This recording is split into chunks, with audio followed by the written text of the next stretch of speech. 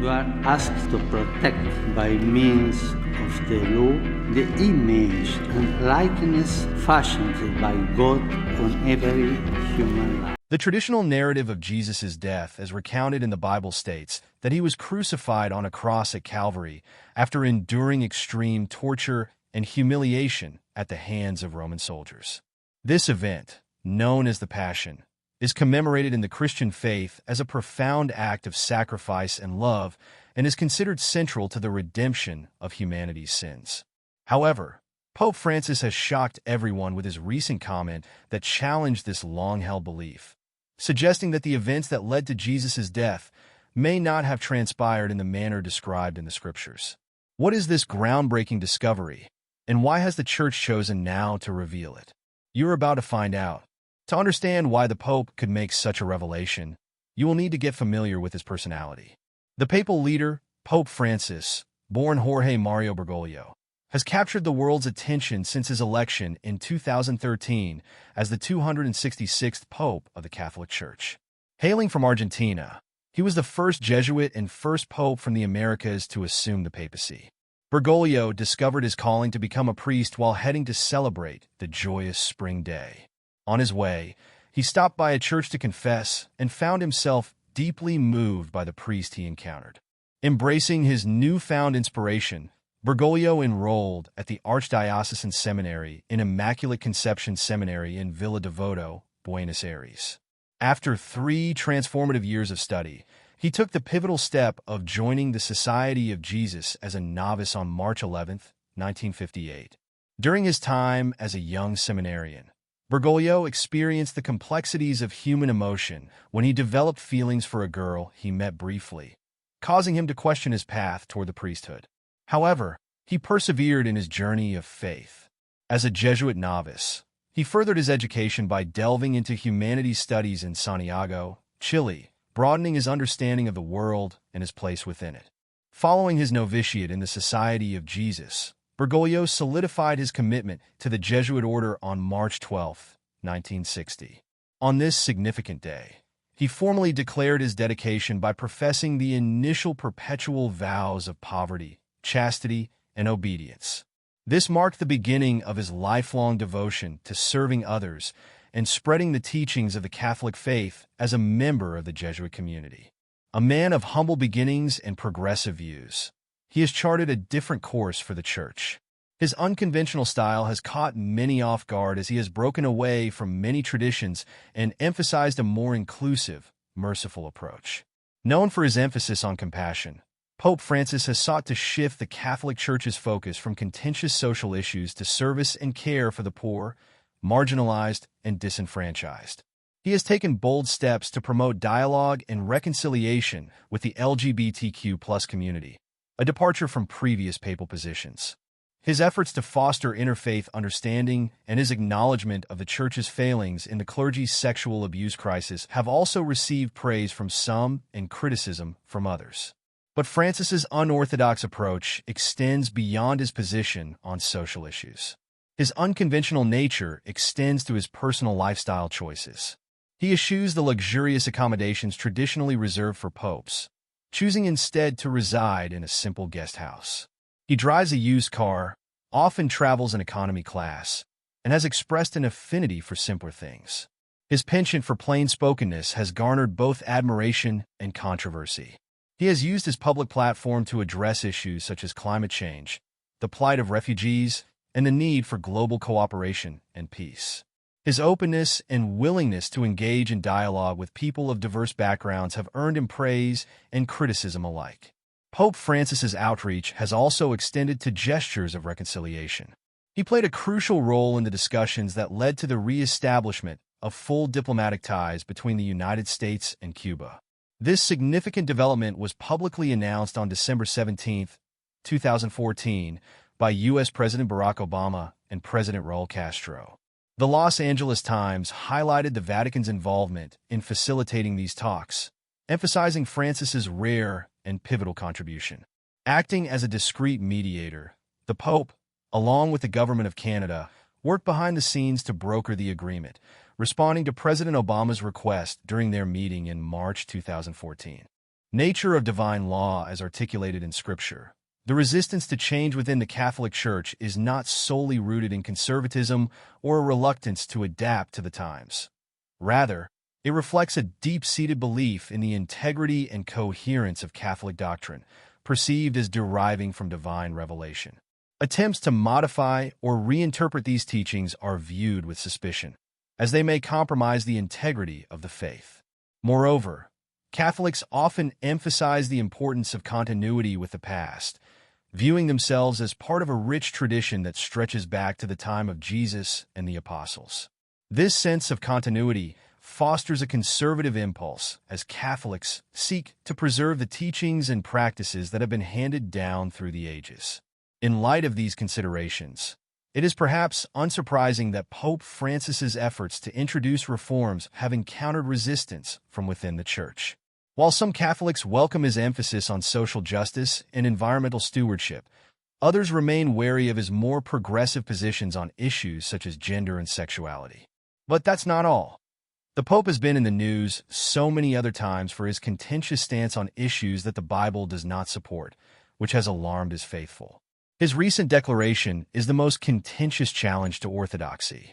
Pope Francis caused a stir among Catholics when he authorized priests to bless same-sex unions, sparking controversy and challenging traditional beliefs. This move by the pontiff reflects a significant departure from Orthodox Catholic doctrine, prompting both support and opposition within the Church. In Catholic tradition, blessings are sacred prayers invoking divine favor upon individuals or events. However, the Vatican's declaration clarified that while blessings for same-sex unions are permissible, they should not resemble marriage ceremonies.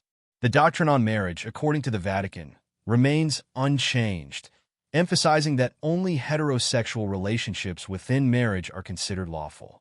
This shift in stance contradicts a previous decree from the Vatican in 2021, which asserted that God could not bless same-sex unions due to the belief that such relationships are sinful. Yet Pope Francis signaled a more inclusive approach, emphasizing the importance of pastoral care and understanding. He urged priests not to adopt a judgmental stance, but to show compassion and acceptance towards individuals in non-traditional relationships. The controversy surrounding Pope Francis's decision has polarized Catholics worldwide. While some applaud his efforts to promote inclusivity and compassion, others view it as a departure from traditional teachings. Many devout Catholics, rooted in biblical interpretations, cite passages like Leviticus 18 verse 22, which condemns homosexual acts as evidence of the Church's unwavering stance against same-sex relationships.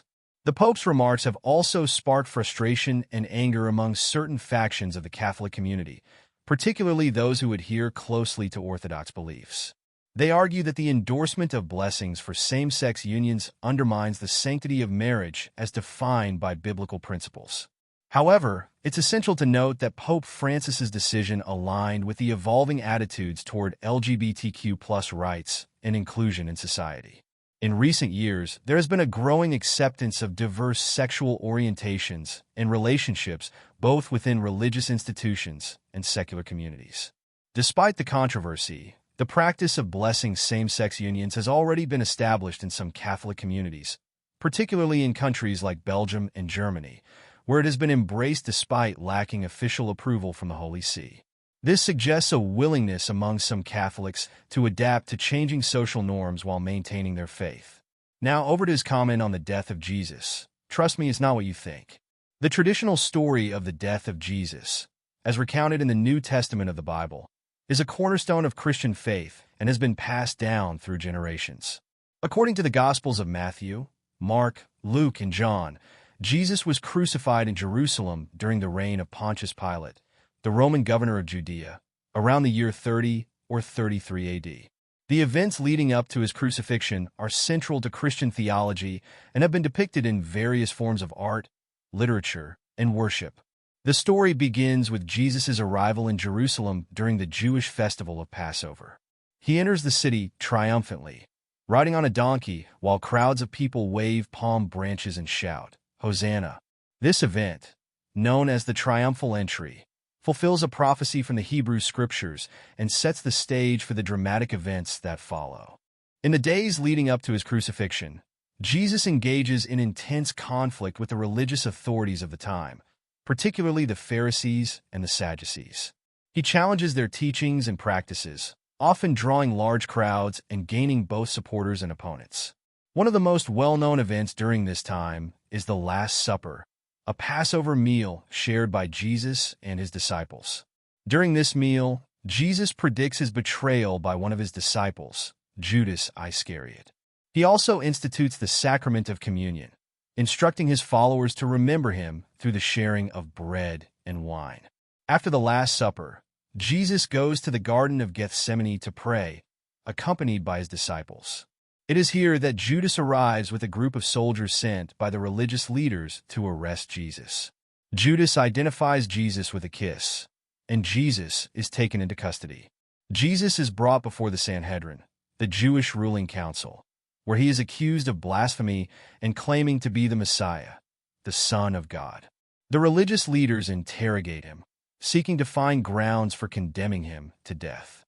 Meanwhile, Peter, one of Jesus' closest disciples, denies knowing him 3 times, fulfilling another prophecy foretold by Jesus. This betrayal adds to the emotional weight of the narrative and underscores the human frailty of even Jesus' most devoted followers.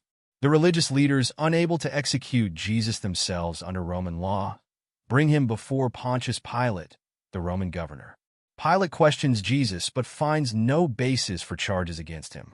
However, under pressure from the crowd, Pilate ultimately condemns Jesus to death by crucifixion.